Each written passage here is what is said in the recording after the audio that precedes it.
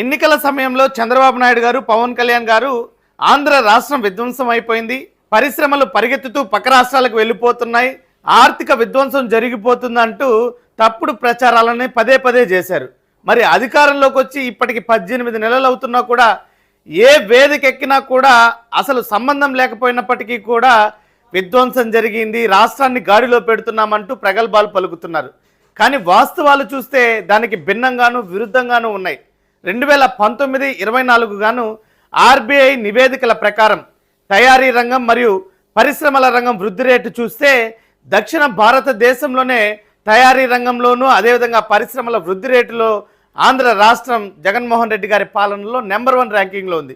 మరి యావత్ భారతదేశంలో చూస్తే తయారీ రంగంలో 5వ స్థానం, అదేవిధంగా పరిశ్రమల వృద్ధి రేటులో 8వ స్థానం యావత్ దేశంలో.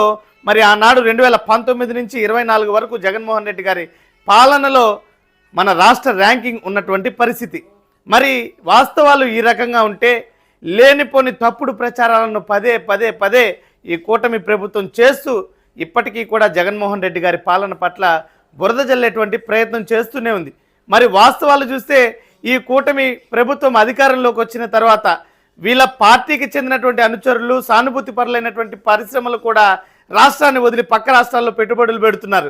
మొన్నటికి మొన్న చూసాం, అమర్ రాజా బ్యాటరీస్ తమ ఏదైతే ఆ ఫ్యాక్టరీ చరిత్రలోనే అత్యధిక పెట్టుబడులు దాదాపు 9,000 కోట్ల రూపాయల పెట్టుబడులు పక్క రాష్ట్రమైనటువంటి తెలంగాణలో పోయి పెట్టారు. మరి గతంలో అమర్ రాజాని తరిమేస్తున్నారు, అమర్ రాజా వెళ్ళిపోతుందంటూ జగన్మోహన్ రెడ్డి గారి ప్రభుత్వ హయాంలో నానా యాగి చేసి తప్పుడు ప్రచారాలు చేసినటువంటి ఈ కూటమి ప్రభుత్వం దీనిపైన ఏం సమాధానం చెప్తుంది? మరి ఈరోజు ఆర్థిక విధ్వంసం అంటున్నారు.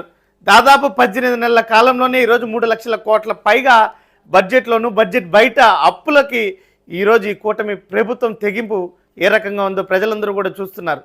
ఈ రకంగా విధ్వంసాలు మీరు చేస్తూ, పరిశ్రమలను మీరు తరిమేస్తూ, మళ్ళీ బురద మాత్రం వైఎస్ఆర్ కాంగ్రెస్ పార్టీ పాలన పట్ల చేసి కేవలం అధికారాన్ని పొందడం కోసమే తప్పుడు ప్రచారాలు చేసినటువంటి కూటమి పార్టీల తీరును ఈరోజు ప్రజలు వాస్తవాలు తెలుసుకుంటున్నారు.